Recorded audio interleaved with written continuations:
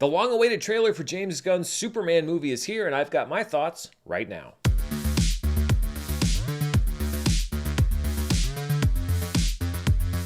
Hello everybody, I'm Dan Murrell, here to give my thoughts on the trailer that dropped this morning for James Gunn's take on Superman. This has been a hotly anticipated trailer, and I'm going to take you through what I thought, some of the things that I liked about it, some things I'm a little bit more nervous about. I don't do straight reactions and I don't do Easter eggs because I think that there are people that are way better and more suited for those things out there. So this is really just going to kind of be a breakdown of what I thought of specific parts of the trailer, and then maybe some theorizing. I don't read plot spoilers or leaks or anything like that, so any theorizing on my part is strictly theorizing. A lot of it might be wrong, but hey, that's part of the fun of talking about a movie before it comes out, right? So the trailer opens on Superman plummeting to Earth, bleeding in the snow. Not exactly how we're used to seeing Superman. And honestly, I wouldn't be surprised if this is maybe how the movie starts.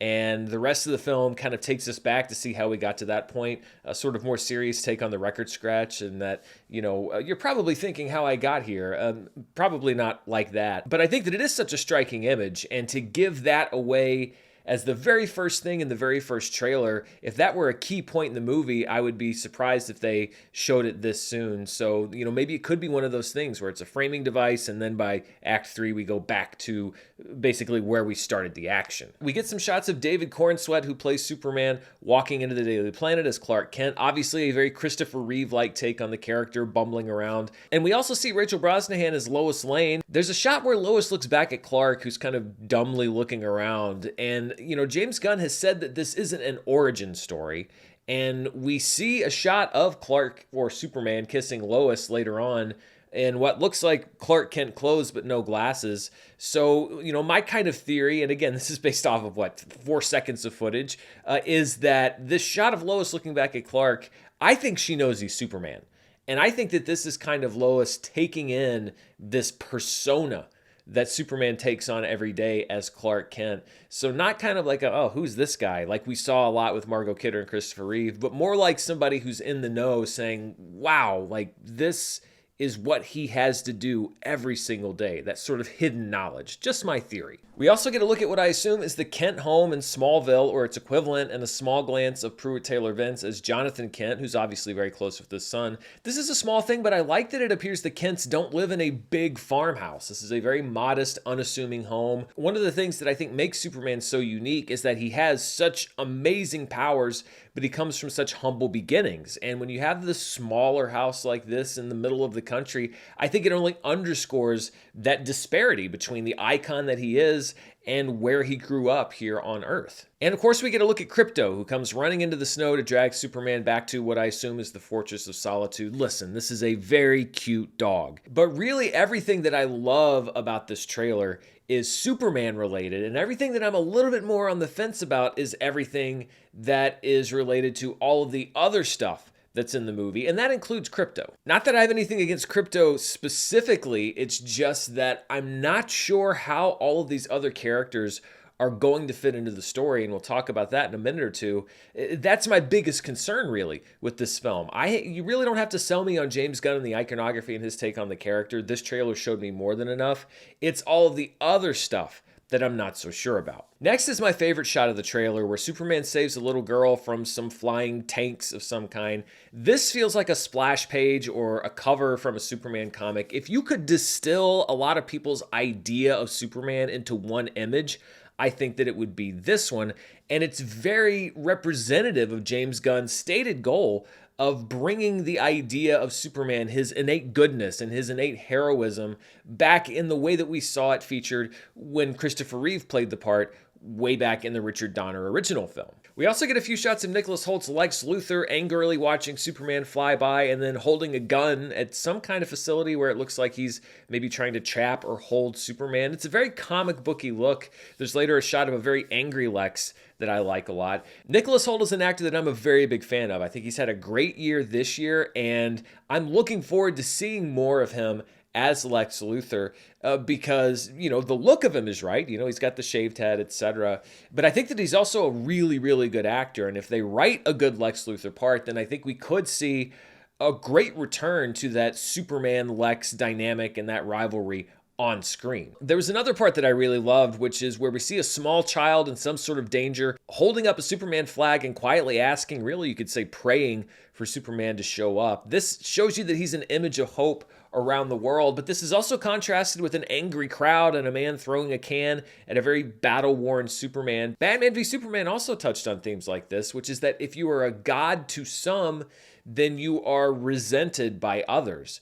And I'm curious to see how they sort of explore that theme, because when I've thought back on the character of Superman, not just in the movies, but just generally since I started loving Superman when I was a kid, the one thing that I've always thought would be so difficult is the idea that you have all of these amazing powers, but even given those powers, you can't save everybody.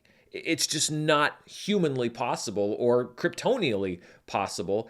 And to some people, that inability to save everybody will be seen as a failure to save somebody. That choice that you make, the decision to do this over that, is going to generate some hatred of you or some resentment of you. Now, I don't know if that's the context that they're going to use in the movie, but that's something I've always thought was very interesting about the character of Superman, that pressure that he always feels. And this is a Superman, we see in a few shots here, who obviously at some point in the film, he looks very battle-worn, is feeling that sort of pressure. We get a few shots of the other characters we know are appearing in the film, including Nathan Fillion as Guy Gardner, looking just as goofy with his bowl cut as Guy Gardner does in the comics. We also see Isabella Merced flying in as Hawkgirl, perhaps joining Superman and fighting the big fire-breathing monster we see a couple of shots of. There's one quick shot of Anthony Carrigan as Metamorpho, I assume, and there are a couple of shots of Eddie Gathegi as Mr. Terrific. He, Hawkgirl, and Guy Gardner are all wearing the same uniform, obviously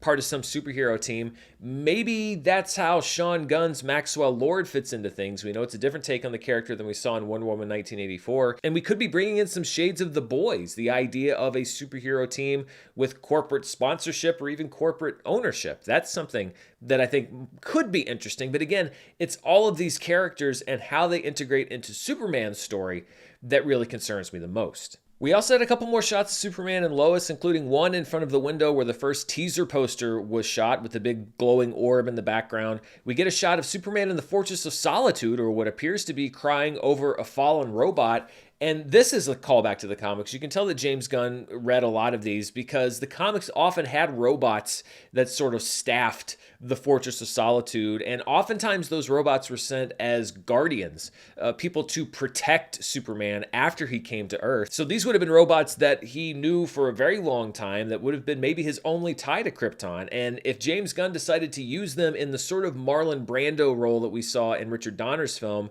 where they guide Superman or Kal-El through his upbringing and tie him closer to Kryptonian history, then that would explain why he's so upset about a robot dying. We also see Superman fighting someone in a black suit in a baseball stadium. Now, this could be anybody, so this is just a theory here, but I wonder if Lex suits up to fight Superman himself. Maybe that explains how he gets so injured later on in the movie. This is something Lex Luthor has done a lot of times in the comics. This is not a purple and green mech suit, but the idea of Luthor using technology to take on Superman one-on-one is, again, an interesting one.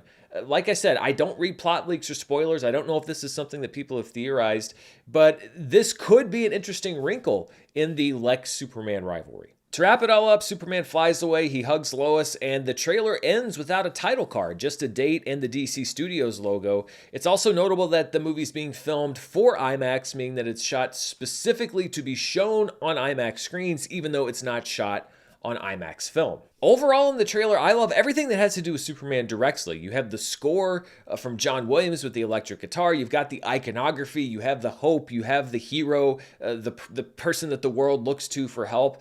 James Gunn has always said that he gets Superman, and from what I see in this trailer, I think that he does. I think he does get Superman, or at least the vision or the idea of Superman that many people, including myself, have loved for so many years and what's made him such a popular character to so many people. I'd be lying if I didn't say that all the other characters in the film make me nervous, because when you think about it, the last solo Superman film, just focusing on him, was Man of Steel. That was, or would be, 12 years ago by the time this movie comes out. And the DC universe in general has had an issue in the past with jamming too many characters in the movies too soon. And I worry because it's been an issue so much in the past, even with the new regime and the new creatives in charge, that it could happen again and that we could get a really good Superman story that is watered down by just trying to crush too much in. Like I said, we don't know anything right now. We haven't even heard a line of dialogue from any of the characters. So it's far too early